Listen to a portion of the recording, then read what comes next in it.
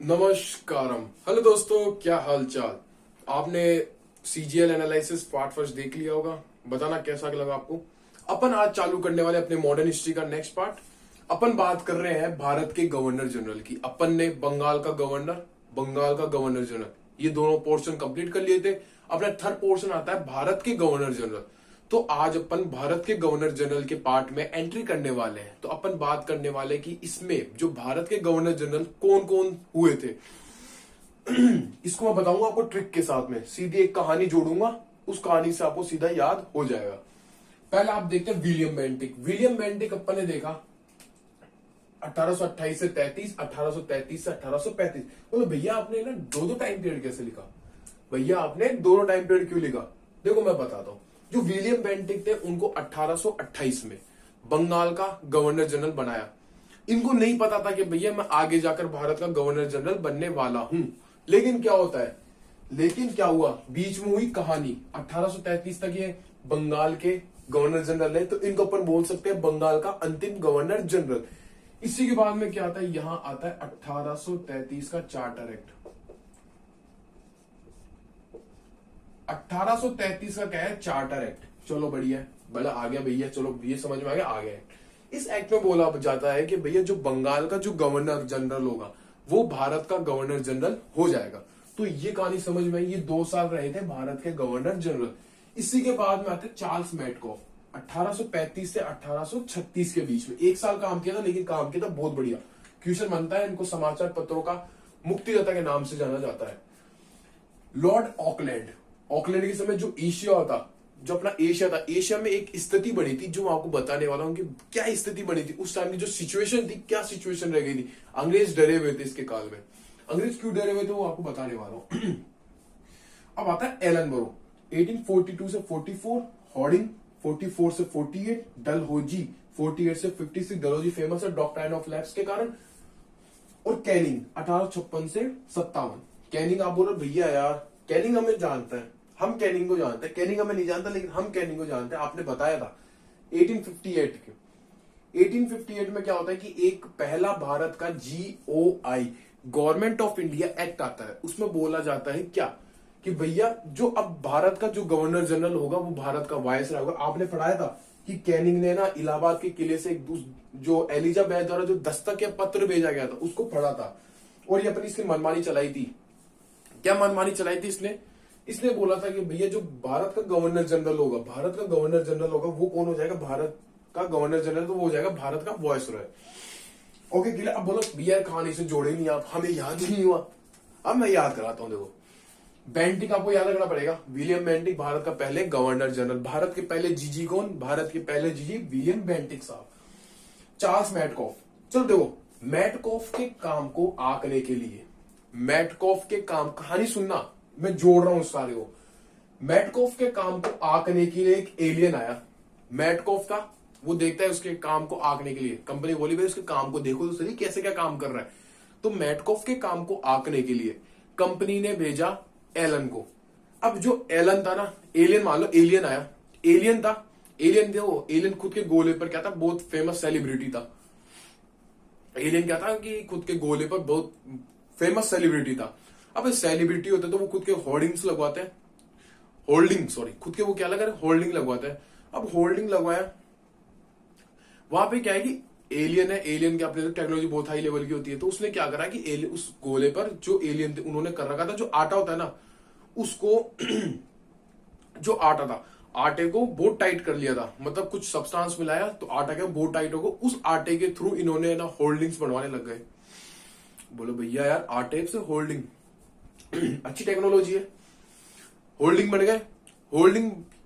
बन गए। अब ये एलियन क्या आता है, अंग्रेज बुलाया इसको भारत। भैया ऐसा करो तुम आओ हमारे गोले पे। एलियन आया हमारे गोले पे कहां पे, भारत में आया। एलियन आएगा भारत भारत आएगा तो वही होल्डिंग लगवाने की आदत तो है ही। अब ये लगवाएगा भारत में होल्डिंग। लेकिन क्या होता है कि जिस दिन होल्डिंग लगाया उसके रात को बारिश आ गई।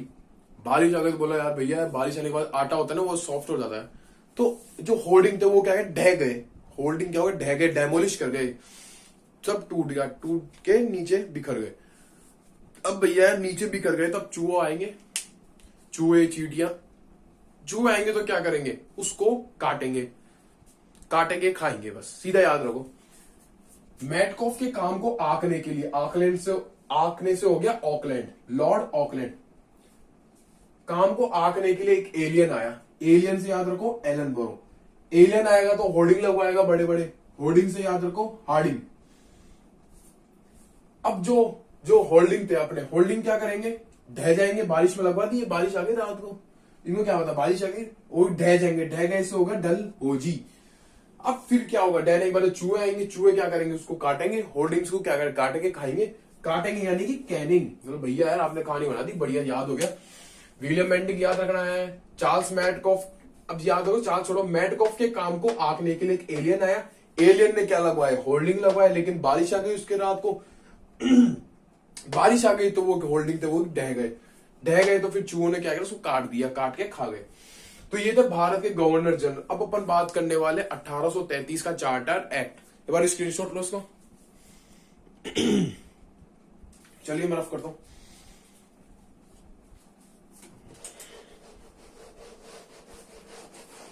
और बताओ आप सब कैसे हो, क्या हालचाल आपको आपके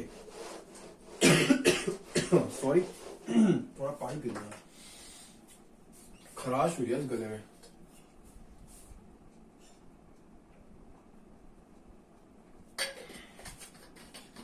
अपन करने वाले हैं बात किसकी, 1833 की चार्टर एक्ट की। थोड़ा सा बात कर लेते हैं, ज्यादा नहीं करेंगे, थोड़ी सी बात करेंगे। 1833 के चार्टर एक्ट। 1833 के चार्टर एक्ट में क्या बोला गया, पहला पॉइंट आपको पता लग गया कि जो बंगाल का गवर्नर जनरल होगा वो भारत का क्या होगा, गवर्नर जनरल।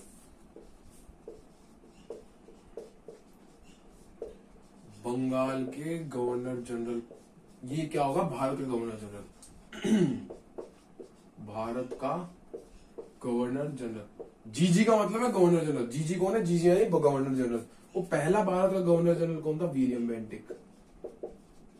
वो पहले व्यक्ति कौन थे, विलियम बेंटिक। क्योंकि मैं आगे विलियम बेंटिक में लिखवाने वाला हूं तो कोई दिक्कत नहीं है।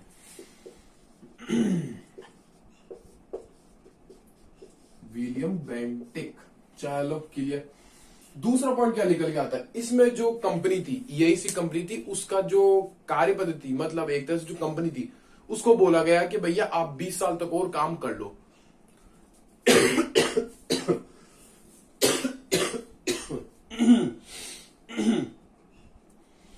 इसमें अपन बोल सकते हैं कि कंपनी के शासन अवधि को, कंपनी के शासन अवधि को,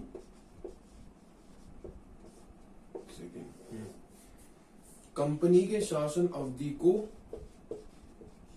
20 वर्षों तक बढ़ा दिया गया। लेकिन आप बोलोगे भैया एक पॉइंट बताओ, ये तो हम समझ गए कि 20 साल तक काम बढ़ा दिया था। अब बोलो आप बोल रहे हो कि भैया एक चीज बताओ, 1833 का चार्टर, 1813 के चार्टर एक्ट आप ही ने पढ़ाया था, आपने बोला था कि कंपनी का जो एकाधिकार था उसको समाप्त कर दिया गया था, और जो चाय और चीन था, चाय और चीन के साथ जो व्यापार था चाय और चीन के साथ जो व्यापार था उसका एकाधिकार कंपनी को दे रखा था, भैया आप उस पर एकाधिकार है। लेकिन इसमें क्या किया था, इसमें कंपनी को बोला गया कि भैया तेरा संपूर्ण अधिकार समाप्त किया जाता है। इस एक्ट के द्वारा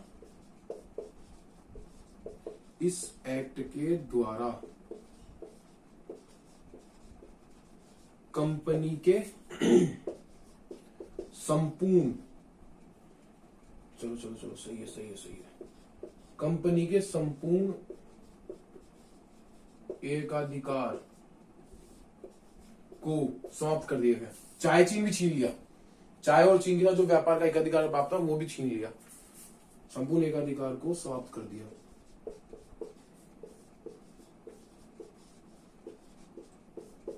एक लास्ट पॉइंट निकल के आता है कि इस एक्ट के थ्रू अब कंपनी का जो शासन, ये संपूर्ण एकाधिकार था उसको समाप्त कर दिया। थोड़ा अंडरलाइन कर लो, ये इंपॉर्टेंट है कि क्वेश्चन पूछता है कि कौन से एक्ट के माध्यम से कंपनी का संपूर्ण एकाधिकार समाप्त कर दिया था। संपूर्ण बोला हूं जो 1833।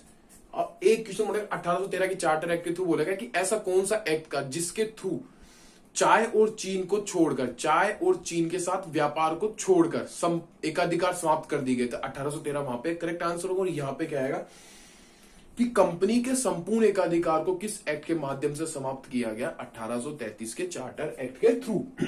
अब देखो, संपूर्ण एकाधिकार समाप्त, तो यानी व्यापारिक, एक तरह से जो व्यापार था सब समाप्त कर दिया। तो इसके थ्रू क्या होगा? चलो एकाधिकार समाप्त कर दिया, तो अब जो कंपनी होगी, इस एक्ट के माध्यम से जो कंपनी होगी वो एक प्रशासनिक इकाई बन जाएगी पूर्ण रूप से। इस एक्ट के माध्यम से, इस एक्ट के माध्यम से, ये जो एक्ट था, इस एक्ट के माध्यम से कंपनी पूर्ण रूप से एक प्रशासनिक इकाई बन जाएगी।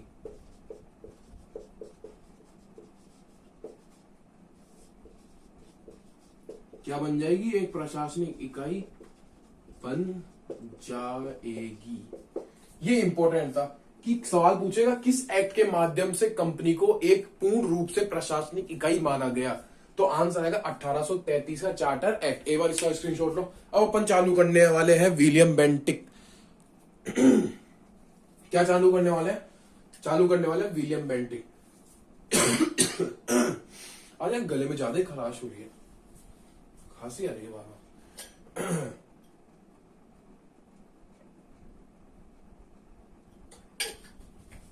चलिए अपन नेक्स्ट चल पे बात करें। पानी ज्यादा पीना पड़ रहा है बार बार, यही यहाँ पे खराश हो रही है, खांसी आ रही है बार बार, एक तरह से कोई ना। कंप्लीट करेंगे। अपन बात करने वाले हैं विलियम बेंटिक की। और बताओ आप सब कैसे हो? क्या हालचाल आप सभी के? पढ़ाई वढ़ाई कैसी चल रही है? सब बढ़िया? यही चाहिए अपने को।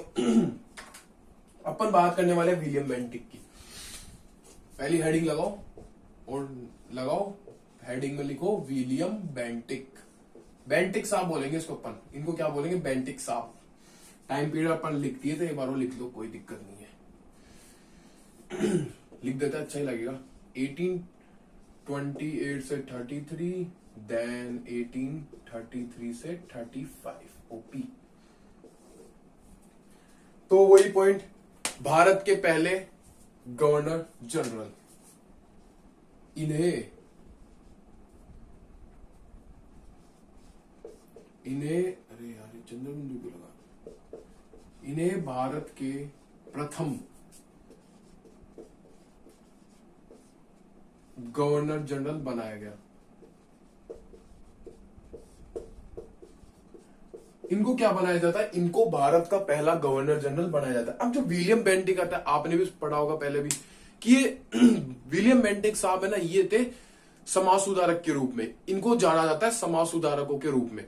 इन्होंने क्या किया था? अनेक समाज सुधारक किए गए। समाज सुधारक या एक तरह समाज में जो प्रथाएं थी, जैसे सती प्रथा हो गया, एक ठगी प्रथा हो गया, इनको समाप्त किया। दास प्रथा को उन्मूलन में सहयोग किया। शिक्षा के क्षेत्र में सुधार, इसलिए इन्हीं के काल में अपन पढ़ने वाले मैकाले। मैकाले क्या था? मैकाले एक आयोग था। मैकाले एक आयोग था, उस आयोग का अध्यक्ष था मैकाले। उसके बारे में पढ़ने वाले शिक्षा से रिलेटेड। अपन बोलते हैं ना यार, भारत का एजुकेशन सिस्टम ऐसा है, एजुकेशन सिस्टम देने वाला भारत में वो कौन था? मैकाले था। वो बताऊंगा भैया क्या विवाद था, कैसे यार अपन बात करने वाले उसमें। इन्होंने भारत का इन्हें भारत का पहला गवर्नर जनरल बनाया गया। Important question. चलो अपन बात करते हैं नेक्स्ट पॉइंट की बात करें। इनके सुधारकों के बारे में बात करें। ये सुधार इनके अपन बात करने वाले सुधारक। अरे यार सुधारक क्यों है? सुधारक तो खुद है। ये है इनके बात करने वाले और इनके सुधारों के बारे में। इन्होंने क्या क्या सुधार किए थे?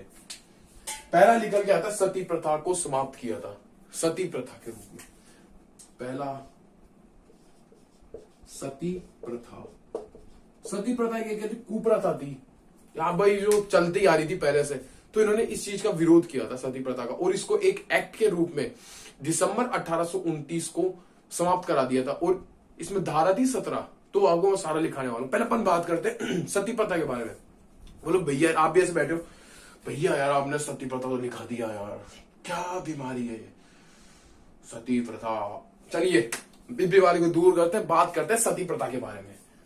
सती प्रथा से वर्ड निकल गया था सती। पहले इसके बारे में क्या जानते हो? सती क्या होता है? सती एक थी पवित्र एवं सचरित्र नारी, स्त्री, सचरित्र नारी, सचरित्र नारी। अब जो आप समझते हो, इतना तो हो, आप समझदार हो, तो जो अपने जो विवाह होता है अपने समाज में, जो विवाह होता है उसको एक संस्कार के रूप में माना जाता है। विवाह को अपन क्या मानते हैं? विवाह को एक संस्कार के रूप में मानते हैं। हाँ भाई, ये एक तरह का संस्कार है। अपने धर्म में अलग अलग संस्कार होते हैं, तो विवाह भी उनमें से एक है। और अब जो विवाह होता है एक स्त्री और पुरुष के बीच में होगा, तो वो अगर विवाह हुआ, विवाह होने के बाद पंडित जी द्वारा बोला जाता है कि भैया अब आप 7 जन्मों तक का साथी हो। तो ये एक मतलब एक तरह से पवित्र चीज है। लेकिन कुछ मतलब इसमें ऐसा मान लिया गया, जो सती प्रथा थी इसमें ऐसा मान लिया गया कि भैया अगर किसी स्त्री का पति है, उस पति की डेथ हो जाती है, पति की क्या हो जाएगी? डेथ हो जाएगी। पति की डेथ हो गई, कोई स्त्री के पति की डेथ हो गई, तो उसी के बॉडी के साथ में इसकी जो स्त्री की जो बॉडी होगी उसी को साथ में जला दिया जाएगा, यानी कि उसको साथ ही उसको भस्म कर दिया जाएगा। ये थी सती प्रथा। अब आप जानते हो सती प्रथा यानी कि इसकी सत की रक्षा, स्त्री, शादीशुदा स्त्री की सत की रक्षा कौन करता है? उसका पति करेगा, साफ सी बात है। तो ये थी सती प्रथा। मतलब भैया समझ में तो आया थोड़ा बहुत कि हाँ भाई, जो उसके पति होगा, पति की अगर डेथ हो जाती है तो उसी की चिता के साथ में उसी की जो वाइफ थी, यानी कि उसकी जो स्त्री होगी, उसका भस्म कर दिया जाएगा, उसको जला के उसी के साथ में भस्म कर दिया जाएगा। तो ये कुप्रथा थी, ये चलती आई, चलो आ रही है, बढ़िया। लेकिन ये विलियम बेंटिक, इसमें निकल के आता राजा राम मोहन राय का रोल, निकल के किसका आएगा? रोल निकल के आएगा राजा राम मोहन राय। ये दोनों मिले हुए थे। ये राजा राम मोहन राय प्रेशर कर रहे थे, भैया आप इसको ब्लॉक करो। ये विलियम बेंटिक सुधारक है, क्या दिक्कत है, वो तो करेगा ही। तो बात है दिसंबर 1829 की। दिसंबर 1800, सन लिखवा रहा हूं, सन क्या है, सन के साथ साथ महीना भी लिखा रहा हूं। भाई कौन सा महीना था? महीना पूछ लेता है एसएससी वाला, एसएससी में कहीं पे भी महीना पूछ लेता है। अदर एग्जाम से पूछ लेगा, अदर एग्जाम पूछता भाई सती प्रथा को कब समाप्त किया गया? 1829। मैं धारा भी लिखाने वाला हूं। तो बात है दिसंबर 1829 की।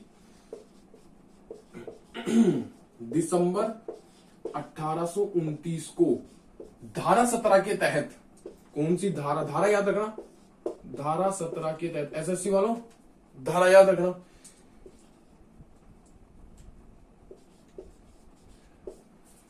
दिसंबर 1829 को धारा 17 के तहत जो विधवा होगी, विधवाओं को जलाने पर प्रतिबंधित कर दिया।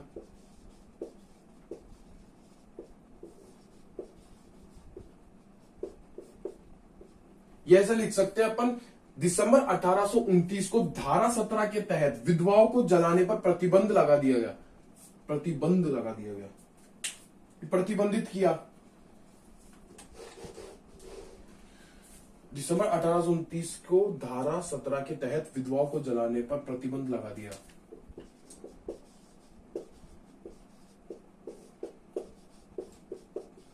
अब क्या होता था कि भाई प्रतिबंध तो लगा दिया, लेकिन कुछ लोग होते थे उसको उकसाते थे, जबरदस्ती कर देंगे। पास पति की चिता जबरदस्ती उसको चिता पे कूदा दिया। अब लाई जलती है यार, आप भी समझते हो कि बेचारे होते हैं, अब क्या करें यार, कुप्रथा चलती है, चल रही है। अब इसमें एक चीज और बोली गई, अब मैं आपको बताया ना जो कि जबरदस्ती करने वालों पे एक चीज लिखल गई, अगर कोई भी इस पर जबरदस्ती करता है, कोई भी इस पर जबरदस्ती करता है, जबरदस्ती करेगा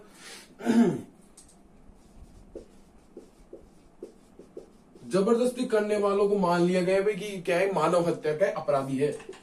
जो मानव हत्या थी, ये एक तरह से मानव हत्या है, तो मानव हत्या का इनको अपराधी मान लिया जाएगा, अपराधी मान लिया जाएगा। इनको क्या मान लिया जाएगा? जो मानव हत्या के अपराधी मान लिया जाएगा। फिर इसको इनके ऊपर क्या होगी? कानूनी कार्रवाई होगी। तो ये था सती प्रथा। एक बार इसका नोट करो। अब अपन बात करने वाले ठगी प्रथा के बारे में। ठगी प्रथा के बारे में भैया उस समय क्या थे कि ठग थे, अलग अलग जो ठग थे ये कैसे भी लूटपाट करते थे, तो उनकी क्या संख्या बहुत ज्यादा हो चुकी थी। आए दिन नई नई न्यूज आ रही थी, भाई कभी इसको लूटा, कभी इसको लूटा, कभी इसको मारा, कभी ऐसे ऐसे। तो राजा ये विलियम बेंटिक, मेरे को राजा राममोहन राय याद आ रहा है, तो विलियम बेंटिक ने ठगी प्रथा को समाप्त करने के लिए उस समय कर्नल स्लीमन, तो उस समय कर्नल स्लीमन को भेजा, भैया ठगों को पकड़ो और इनको समाप्त करो। तो उस समय कर्नल स्लीमन ने क्या किया, लगभग 1000 के आसपास ठगों को पकड़कर फांसी दे दी गई। इससे प्रथा को समाप्त किया गया। एक बार नोट करो। चलिए चलिए चलिए, नेक्स्ट अपन बात करते हैं, किसकी बात करने वाले हैं अपन? ठगी प्रथा के बारे में बात कर रहे हैं। तो पॉइंट नंबर दूसरा आता है ठगी प्रथा। कौन सी प्रथा? ठगी प्रथा। ठगी प्रथा, आप ऐसे याद रखो ना कि जो ठग था इस समय, जो इसका जो जनरल था, वो क्या था कि पतला सा था। पतले को अपन इंग्लिश में क्या बोलते हैं? स्लिम बोलते हैं। पतले को इंग्लिश में क्या बोलते हैं? स्लिम बोलते हैं। स्लिम से क्या निकल गया? स्लिमन। बस याद, खत्म। ठगी प्रथा को समाप्त करने पहले तो सवाल बनेगा, भाई ठगी प्रथा को किसने समाप्त करवाया? विलियम बेंटिंक ने। विलियम बेंटिंक ने किसको आदेश दिया था? वो था कर्नल स्लीमन ने। कर्नल स्लीमन को ठगी प्रथा, कर्नल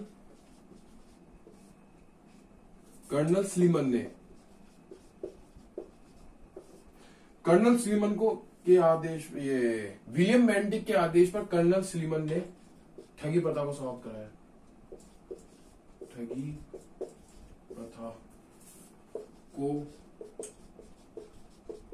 समाप्त करवाया। सवाल ये बनेगा, या तो फिर विलियम बेंटिक को पूछे, भाई ठगी प्रथा किसके काल में समाप्त की गई? विलियम बेंटिक के काल में समाप्त की। तो और विलियम बेंटिक ने किसको आदेश दिया था? आदेश दिया था उसको, जो कर्नल था वो क्या था? पतला था। पतले को इंग्लिश में स्लिम, स्लिम से याद रखो स्लीमन। बात खत्म, पैसा हजम। ठगी प्रथा कर्नल स्लीमन।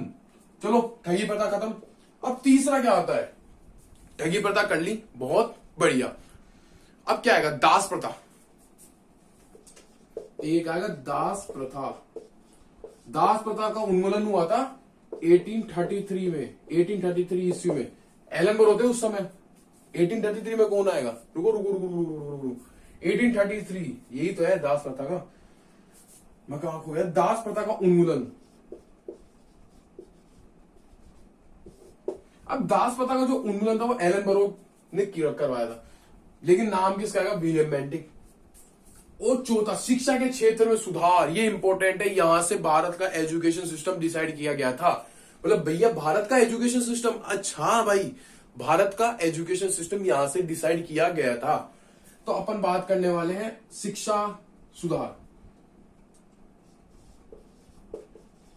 शिक्षा संबंधित सुधार।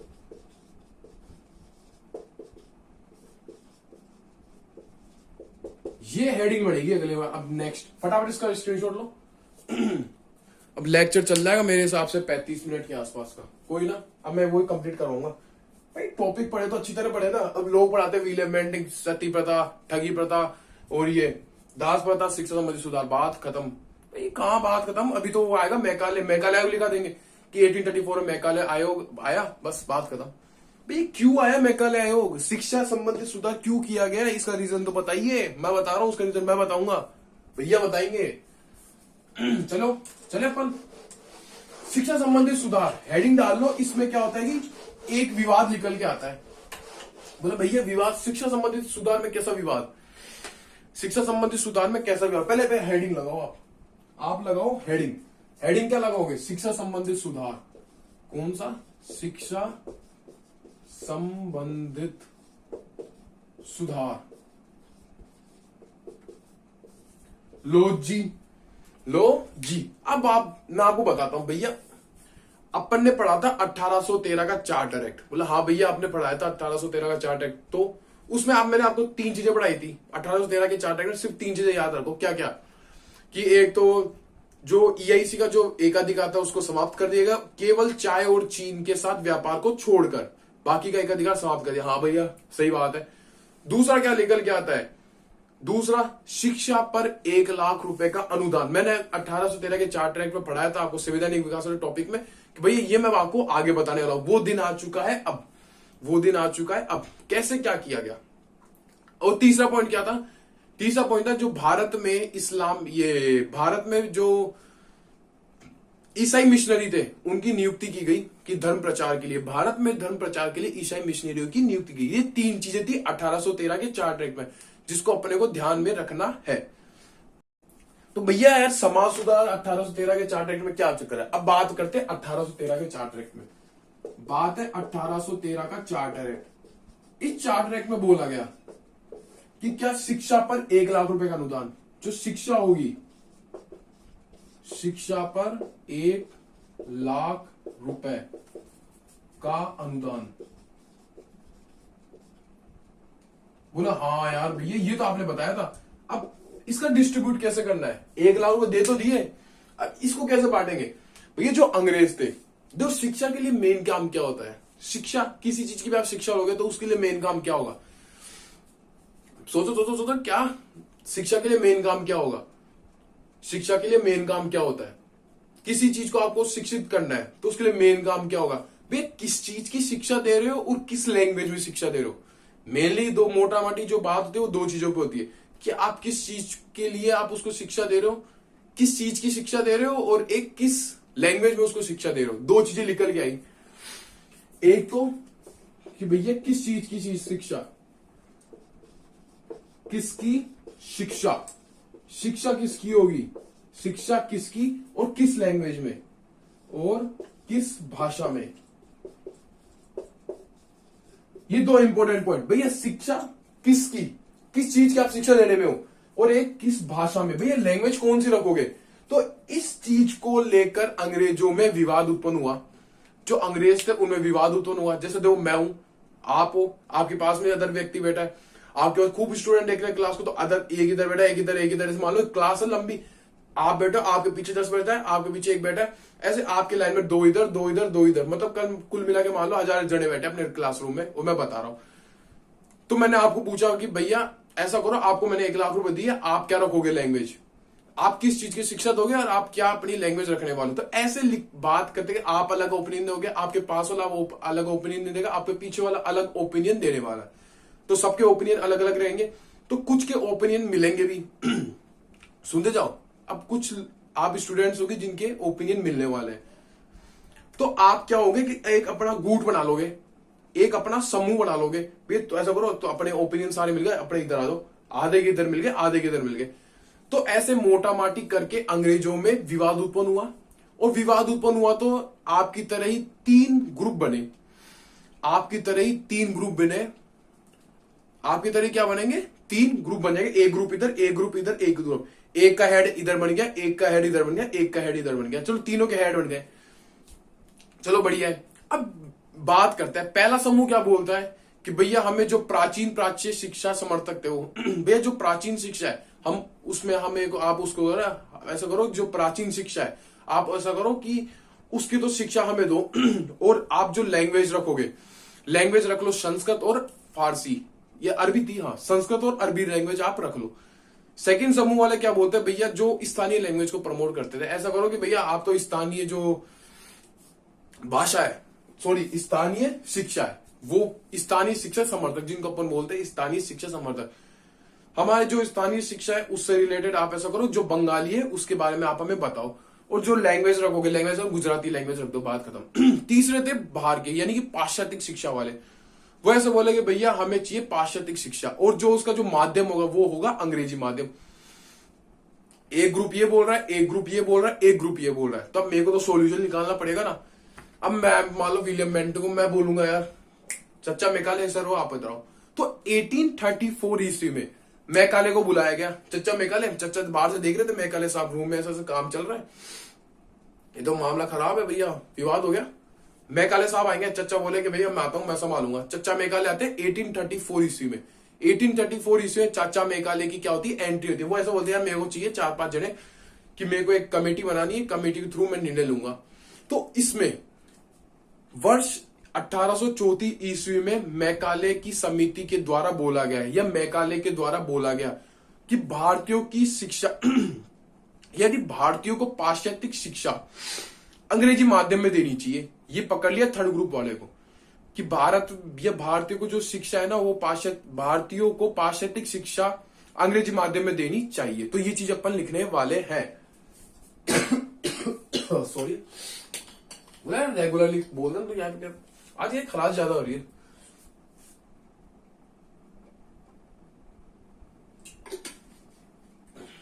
तो मैंने बता दिया, यहां से देखो 3 गुट बनेंगे, 3 गुट। इस जो ये विवाद था, इस पूरे विवाद को बोलते हैं आंग्ल प्राच्य विवाद। इस पूरे विवाद को बोलेंगे आंग्ल प्राच्य विवाद। आंग्ल प्राच्य विवाद।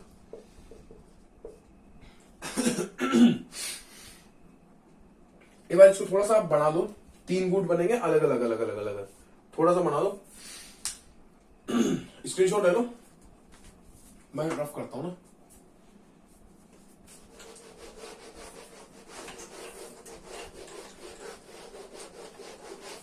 चलो बढ़िया। अब मेन पॉइंट यहां से मैं आपको ये समझाना था, ये जो 1 लाख रुपए तक कहां इन्वेस्ट किया गया, कैसे क्या विवाद हुआ, अंग्रेजों का गुट बन गया, ये मेन लाइन है यहां से। 1834 ईस्वी में चाचा मैकाले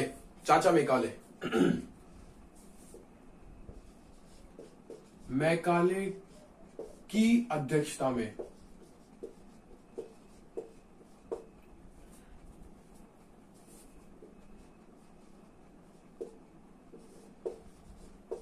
एक समिति का गठन हुआ, एक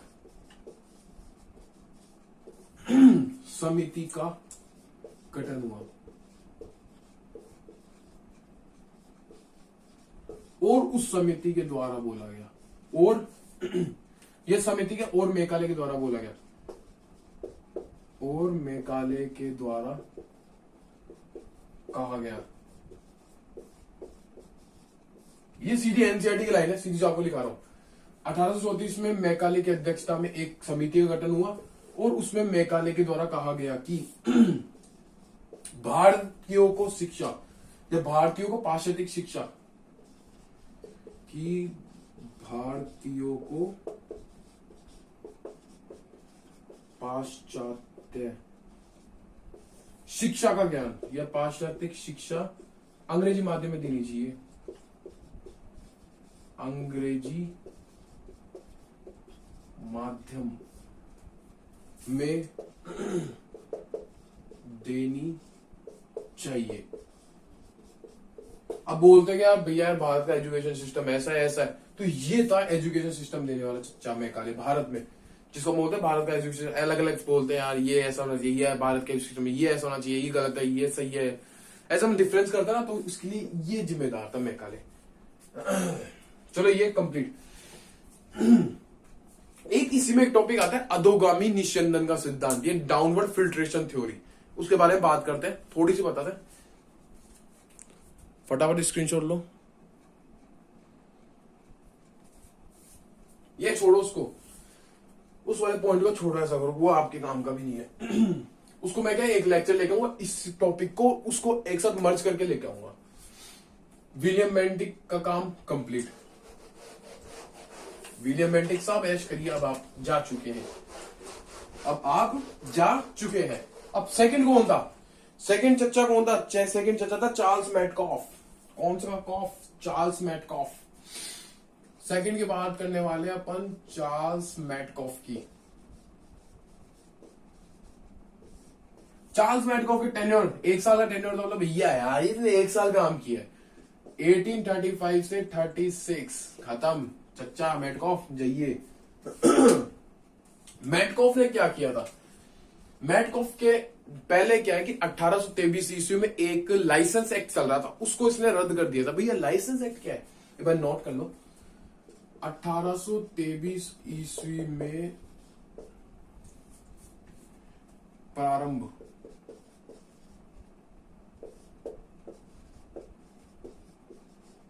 लाइसेंस एक्ट को रद्द कर दिया था।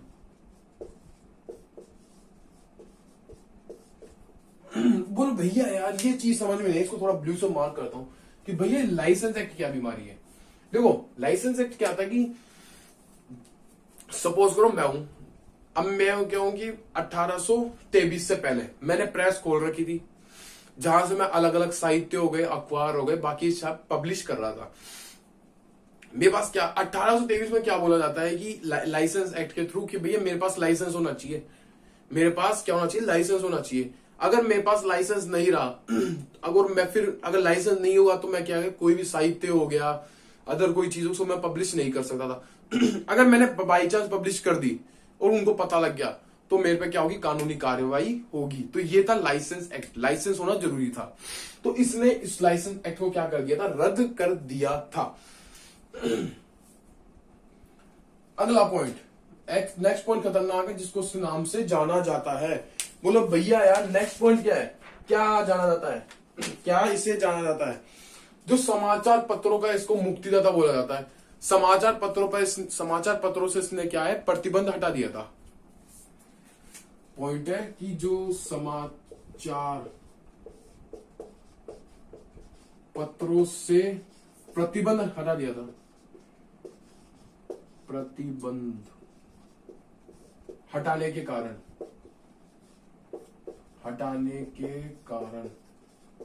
क्या होगा, समाचार पत्रों से प्रतिबंध हटाने के कारण इसे समाचार पत्रों का मुक्तिदाता कहते हैं। समाचार पत्रों का मुक्तिदाता कहते हैं।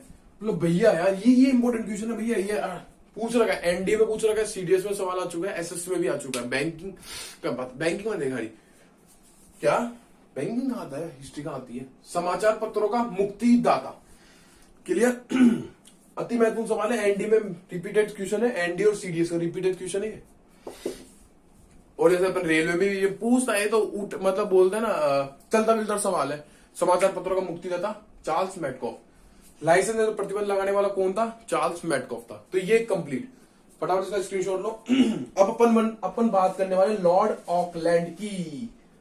ये इंपॉर्टेंट है। 1839 में ना दो चीजें हुई थी, वो इंपॉर्टेंट रहेगी अपने लिए, एक बार इसको नोट करो।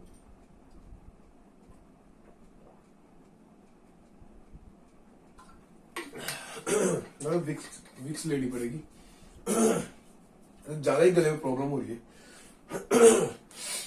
नोट हो गया। चलिए अब अपन चलते हैं थर्ड पे। बोलो भैया यार ऑकलैंड ने किया था 6 साल काम। तो भैया 6 साल काम कर रहा है तो कुछ ना कुछ तो किया होगा इसने। भैया अंग्रेज डर गए थे इसके काल में, जो अंग्रेज थे वो डर गए थे। और डरेंगे कैसे, आपको बताने वाला हूं कैसे डरेंगे। अपन बात करने वाले हैं थर्ड में लॉर्ड ऑकलैंड की। लॉर्ड ऑकलैंड का टेन्योर कब से कब तक था, या टाइम पीरियड 1836 से 42। अब वेल डन यार, याद हो गया आपको तो, एक बार क्लैप। चलिए ज्यादा हो गया। अब इसकी समय इसके टाइम पे एक स्थिति बनती है, जो एशिया था, एशिया में क्या दो बड़ी शक्तियां उभर के आ रही थी। एक तो रूस और एक अपना भारत के अंदर जो अंग्रेजी थे वो, यानी कंपनी की शक्ति। इनमें होड़ मची थी कि भैया एशिया में कौन अपना प्रभुत्व स्थापित कर सकता है, कौन सबसे ज्यादा पावर है। तो वहां से भारत के पास में क्या था, अफगानिस्तान क्या है कि लैंडलॉक कंट्री अच्छा खासा, और वो पूरा सिंध के प्रदेश में आ रहा है, अफगानिस्तान सिंध। तो मेनली इनका मोटो था रूस और भारत का, कि भारत में ईआईसी कंपनी का, भारत नहीं बोलेंगे ईआईसी कंपनी बोलेंगे, उनका मेन मोटो था कि भाई हम किस प्रकार से सिंध पर कब्जा कर सके। अगर सिंध की साइड में कब्जा हो गया, अफगानिस्तान पे भी कब्जा हो गया, तो अपन क्या है कि जो एशिया में अपना क्या है प्रभुत्व स्थापित हो जाएगा। तो इसको देखते हुए जो ऑकलैंड था, ऑकलैंड क्या है कि डर गया था कि भैया रूस क्या है आगे की तरफ विस्तार कर रहा है खुद का, कि उसको डर था कि भाई ये अफगानिस्तान सिंध पर क्या कर ले, आक्रमण ना कर ले। इसलिए ये क्या करता है, अफगानिस्तान पे यहां पर अपना भारत, ये वाला ही अपना है भारत, यहां नल्ला पाकिस्तान, ये अफगानिस्तान यहां गलत बना दिया, भारत पीछे बना दिया। ये पहाड़ देख लो अफगानिस्तान का है। यहां से रशिया भी आगे बढ़ रहा है, यहां से अपना वाले भी आगे बढ़ रहे हैं। अब इनका मेन मोटो, अफगानिस्तान की बात करते हैं। अफगानिस्तान में बैठा था अमीर, अफगानिस्तान का था, अफगानिस्तान जो शासक होता था उसका पद था एक आमिर। अफगानिस्तान है, रुको एक बार आपको अच्छी तरह बताऊंगा एक बार। अफगानिस्तान में आमिर बैठा दोस्त मोहम्मद खान। इसका जो आमिर था, आमिर लिख लेते हैं, वो था दोस्त मोहम्मद खान। दोस्त मोहम्मद खान। चलिए मैं आपको स्टेट बता रहा भाई कैसे क्या चला था। सिर्फ 2 पॉइंट है वैसे तो ऑकलैंड में लिखवाने के। ऑकलैंड बेटा यहां पे, ऑकलैंड बेटा यहां पे वो क्या करता है कि वो बोलता है कि दोस्त मोहम्मद खान को कि भैया तुम ऐसा करो, क्या कि तुम ऐसा करो कि ना जो अफगानिस्तान है, अफगानिस्तान हमारी सेना वेना रहेगी, हम जो यहाँ पे हमारे जो जचेगी वो हम तुमसे करवाने वाली। यानी एक तरह से हमारा जो सिक्का है ना, जैसे भारत में चल रहा है सेम अफगानिस्तान में चलेगा, लेकिन तुम्हें कुछ प्रोवाइड करवा देंगे अच्छा खासा सामान।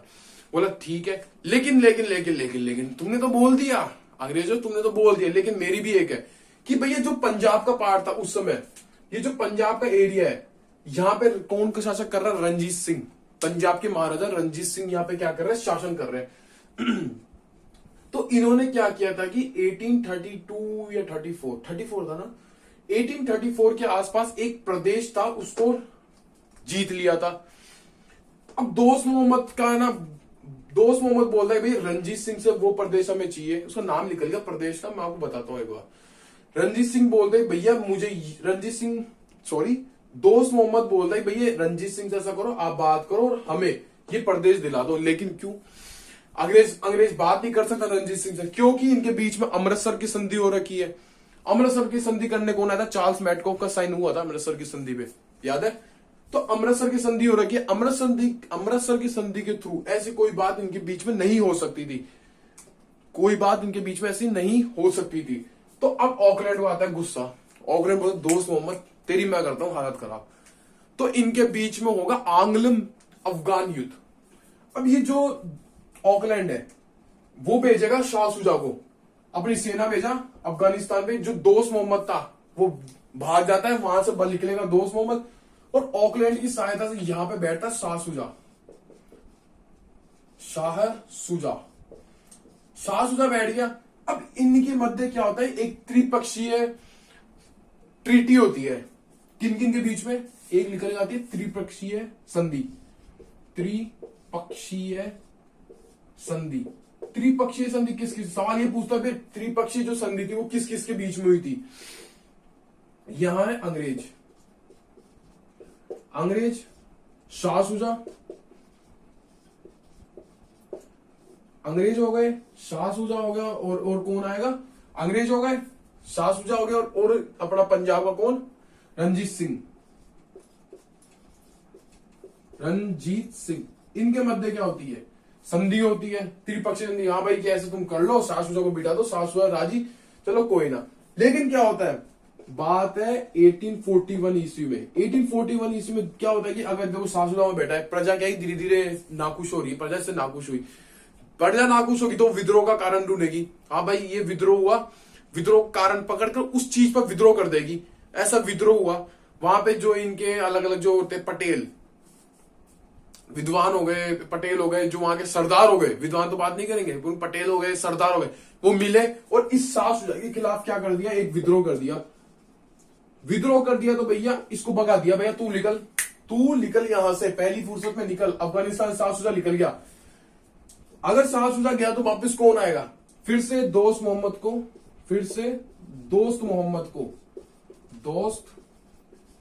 मोहम्मद खान को क्या कर दिया?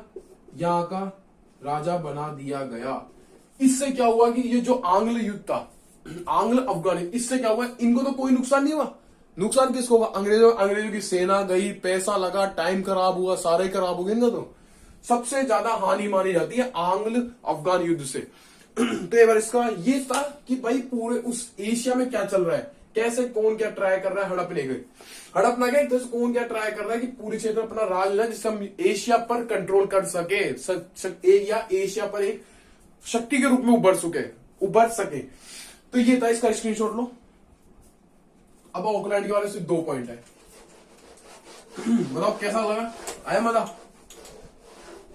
दिमाग में आई ना स्थिति कि भाई ऐसे स्थिति बन रही थी एशिया में, रूस इधर से आ रहा है, इधर से अपना ये अंग्रेज जा रहे हैं, कैसे कहेंगे बीच में, फिर दोस्त मोहम्मद आ गया बीच में। हाँ, जो बता रहा था ना, जो रंजीत सिंह ने जो प्रदेश लेकर बैठा था 1834 में, वो था पेशावर। पेशावर प्रदेश था, याद आ गया, थोड़ा निकल गया था दिमाग से।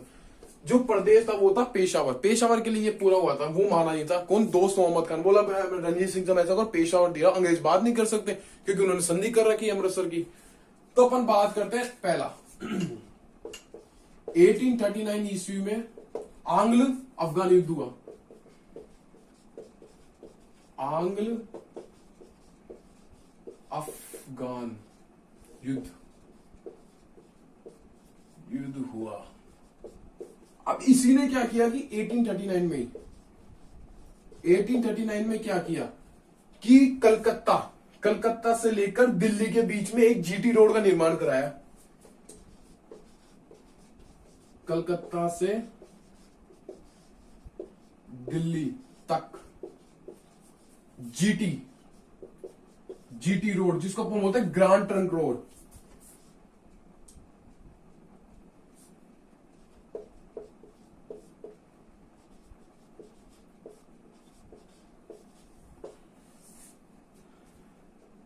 ग्रैंड ट्रंक रोड का निर्माण करवाया।